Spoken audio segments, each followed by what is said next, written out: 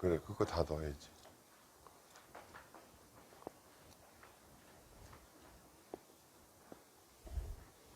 임플란트는 뭐다? 뼈. 임플란트는 뼈다. 처음에 이거 뭐 레지던트 때 1985년도에 그 구형 예전에 쓰던 임플란트 경험하고 그다음에 이제 개원을 해서 89년인가 90년인가 처음 임플란트를 심었어요. 근데 임플란트를 심고 그다음에 뭐 보철한 어바트먼트라는 게 있고 무슨 뭐 레바날로그라는 게 있고 복잡하잖아. 그지? 그래서 이제 그거를 이해하는데도 시간이 많이 걸린 거야. 그래서 이렇게 하다 보니까 임플란트라는 게 결국은 뼈에다가 나사못을 박는 건데, 그죠? 뼈에다 나사못을 박아서 그 나사못에다 이를 이렇게 만들어 붙이는 거잖아. 점점 이제 막 뭐 뼈가 없어서 임플란트가 안 된다. 예전에 말이에요. 이렇게도 했어요. 여기다 임플란트를 심었고 여기다가도 이렇게 임플란트를 심어야 되는데 뼈가 이런 식으로 망가진 경우에 이렇게 할 경우에 좀 심했나? 여기에 이제 이렇게 임플란트를 이렇게 심고 여기다가 기둥 달고 기둥을 이렇게 뭐 꺾어지게 어떻게 이렇게 만들어 가지고 이런 식으로도 일을 하고 그랬어요. 근데 나는 어떻게 물론 이제 나도 이런 식으로 시술을 해본 적이 있지만 어떻게 시간이 지나면서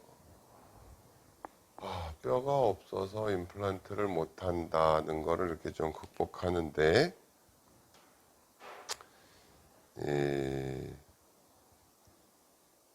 사람이 이렇게 나이를 들면 이렇게 다 조금씩 이렇게 뭐 조직이 좀 죽어간다 그럴까? 뭐 그런 근데 그거를 없어진 조직을 다시 이렇게 만들어서 원래 어떤 그 원 상태대로 처음 상태대로 이렇게 회복을 시켜주는 거 굉장히 해볼 만하다 그런 생각을 하게 된 거지. 그러니까는 우리가 어떤 치료를 그러면서 야 이게 참 대단히 의미가 있는 치료다. 왜냐하면은 무슨 치료를 하면 이렇게 뭐 아픈 거를 잘라내고 뭐 이렇게 아물게 만들고 뭐 그렇게 해도 사실은 다시 이렇게 이제 나이가 들어서 변화했다 하더라도 이거를 젊은 상태로 바꾼다거나 이런 치료는 잘 없어요. 뭐 성형 수술 같은 거 하기도 그냥 조직 자체를 아예 이렇게 다시 회복시켜주는 그런 치료가 잘 없어. 뼈를 그래가지고 이제 뼈를 만들기 시작하고 뼈에 관심을 가졌는데 자, 그래서 이제 우리가 어떤 뭐 적절한 그런 예를 들어서 책에 나오기는 이런 정도의 뼈가 임플란트 심기에 가장 적당하다. 그래서 심고 뭐 나중에 여기다 이렇게 이를 만들고 시술할 당시에는 이게 적당할 수 있지만 시간이 지나면 이게 이렇게 자꾸 뼈가 없어진다 그랬죠. 치아를 잡아주기 위해서 생긴 뼈기 때문에 치아가 빠지면 이렇게 자꾸 없어져 가는 거예요. 저절로.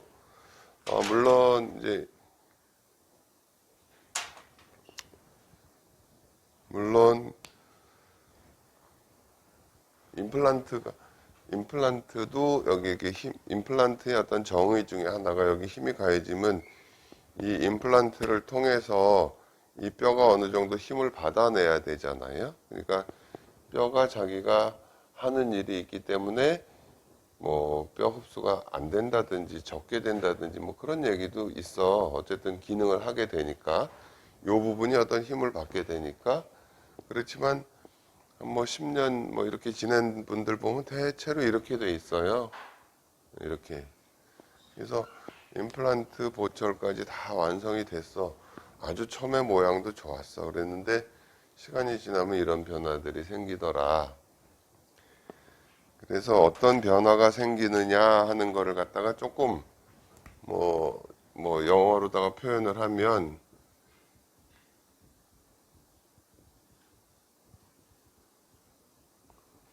어떤 생리적인 그런 변화가 있을 수 있고, 두 번째는 이제 요거는 뭐 번역을 하자면 생물학적 뭐 이렇게 표현을 할 수가 있고,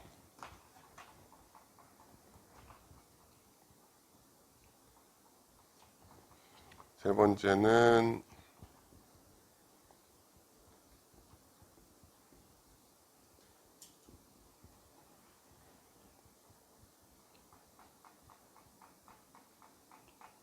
우리가 이제 뭐 의과대학이든 치과대학이든 어떤 사람 몸을 다루는 그 교육과정을 할 때 반드시 꼭 이렇게 생리학, 병리학 이런 걸 배운다고 했잖아요. 생리학이라는 거는 정상적으로 우리 몸이 어떻게 돌아가느냐 그런 거를 공부하는 얘기. 심장은 어떻고 폐는 어떻고 콩팥은 어떻고 뭐 혈액은 어떻고 뭐 그런 정상 상태 이게 정상이야 하는 그런 걸 배우는 거고, 패톨로직이라는 거는 병리학적이라는 거는 병이 생겼을 때 이게 어떻게 변하고 어떻게 반응하냐, 그럼 뭐 이걸 치료하려면 어떻게 하냐, 이게 도대체 원인은 뭐냐, 뭐 이런 거예요. 병적인 상태. 그 다음에 또 하나 생각해야 되는 게 이제 바이올로직.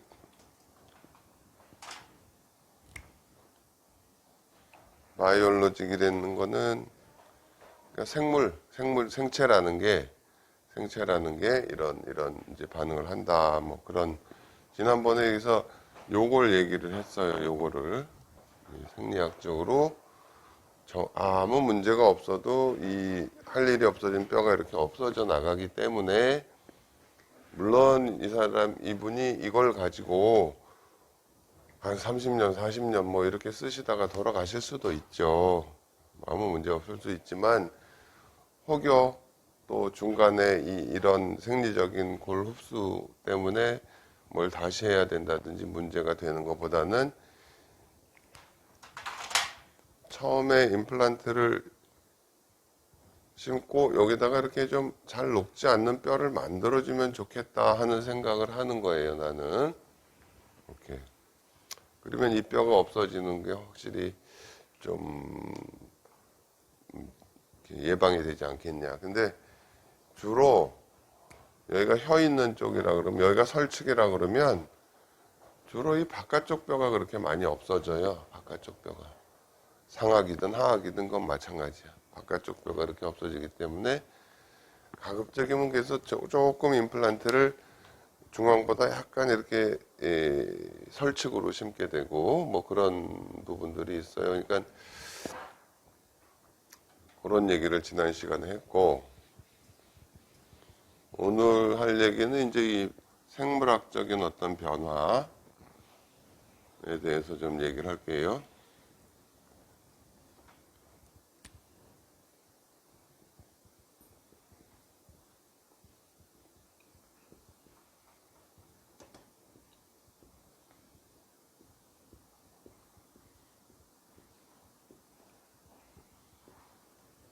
예. 임플란트를 이렇게 심고 여기 뼈, 뭐 커버 스크루를 여기다 이렇게 올려놔도 상관없어. 이게 이제 임플란트라는 거를, 이게 뼈야. 이렇게 심었다고 쳐. 그리고 여기 이제 잇몸이 이렇게 있었고, 그래서 시간이 지나서 이제 엑스레이를 보니까 뼈가 이렇게 뭐 그대로 유지가 잘 됐어요. 그래서 이제 잇몸을 열고 요 커버 스크루라는 거 대신에 뭐 힐링 어바트먼트도 달고 뭐 어쩌고 저쩌고 하는 과정을 거쳐서 여기다가 이를 이렇게 만들어 놨어. 이렇게 만들었어. 근데 뭐 아무런 무슨 뭐 염증도 없고 깨끗한 편이고 잘 닦아서 유지가 되는데 한 1년 안에 여기가 이 정도 이렇게 없어지더라는 거죠. 이 정도. 1년 안에 이렇게 없어져. 뼈가.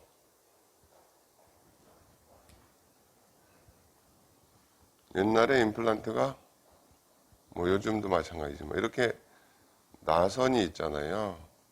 근데 뼈가 이렇게 없어지는 거야. 어? 그래서 처음에는 첫 번째 나선이 있는 데까지 뭐 뼈가 내려가더라. 그런 얘기를 하기도 했는데 그게 아니고 대략 한 1.5mm 정도 뼈가 내려가더라는 거지. 뼈가 이렇게 내려가. 어떤 경우나 다 이렇게 내려가더라는 거예요. 뼈가. 그 다음에는 또 잘 안 내려가고. 아, 그래서 이게 뭐지? 왜 이렇게 되지? 왜 이런 일이 일어나지? 그래서 이렇게 이제 연구를 하다 보니까, 아, 이게 지금 한 덩어리잖아요. 한 덩어리고, 여기 이제 보철물이 올라가면 틈이 생겼잖아요. 틈이 생긴 부분에 요 부분이 어떤 우리 몸의 뼈라는 거는 자, 우리가 이렇게 다쳐서 뭐 살점이 뚝 떨어져 나가서 뼈가 이렇게 드러났다고 치자고요. 그냥 뼈가 드러난 채로 평생 가는 거는 없어요. 이게 살이 덮어버려. 뭐 흉터가 덮든지 어쨌든 덮어버려. 이 생체라는 거는 기본적으로 외부하고 이렇게 어떤 벽을 쌓고 있는 거예요. 외부라는 거하고 내 몸하고. 그래서 어떤 속에 있어야 되는 게 외부에 딱 노출되면 그거를 딱 막아버리는 거라고. 이렇게 그 나무도 보면 이렇게 잘라냈는데 옹이가 생기잖아요. 그게 이렇게 외부하고 이렇게 막는 작용이에요. 이렇게 생체라는 게 하나의 어떤 이런 테두리를 그 뭐 그 무슨 약도 마찬가지고 뭐 코로나 바이러스가 이렇게 되고 뭐든지 다 이렇게 껍질이 어떻게 말하면 껍질 같은 게 있다는 거야. 근데 뭐 코로나 바이러스 껍질이 뭐겠어? 단백질이겠지. 근데 알코올을 쓰면 알코올이라는 게 이게 단백질을 이렇게 망가뜨리는 역할을 해버리거든. 소독을 하는 게. 근데 이 막이 망가져서 그렇게 터져버린다는 거지.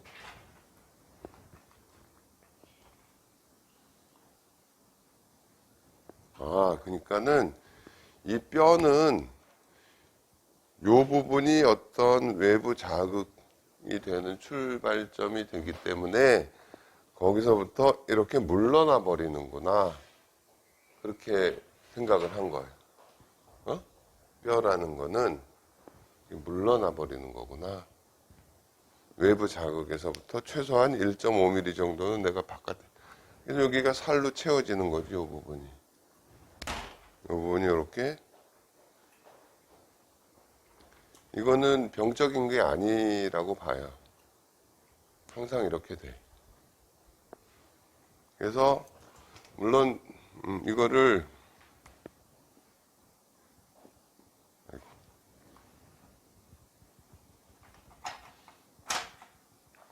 바이올로직 위츠 번역을 하자면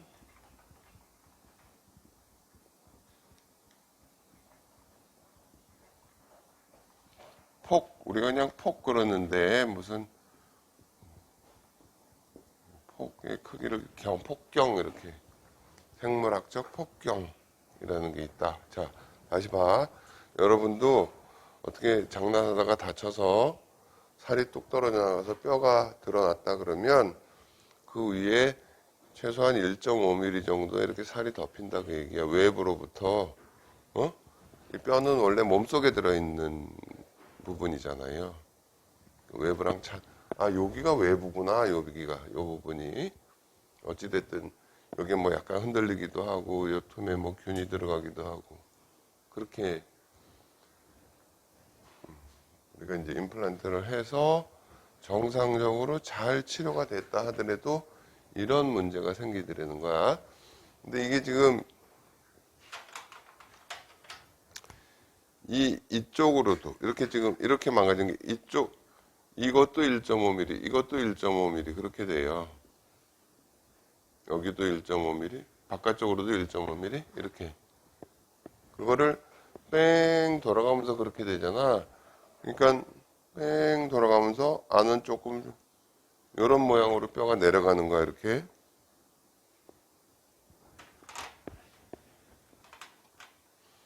뼈가 이렇게 없어져 버린다고 이렇게. 어?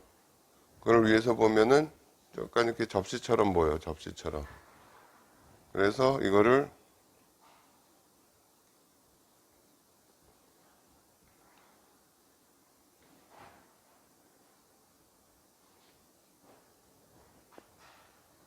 소서리제이션 그렇게 소서라는 게 이게 접시란 뜻이거든. 소서. 그러니까는 비행 접시 그러면은 뭐 플라잉 소서 이렇게 표현을 해요. 이게 우리가 그냥 엑스레이를 단면적으로 볼 때는 이렇게 내려간 것 같아 보이지만 이렇게 그 외부라고 생각되는 데서부터 주변으로 1.5, 이 바깥으로 1.5mm, 이쪽으로 1.5mm 이렇게 뼈가 내려가. 그리고 이때부터는 더 그렇게 많이 내려가거나 그러질 않아. 네? 아, 참 생체라는 게 참 신기한 거구나. 그죠? 그렇잖아요.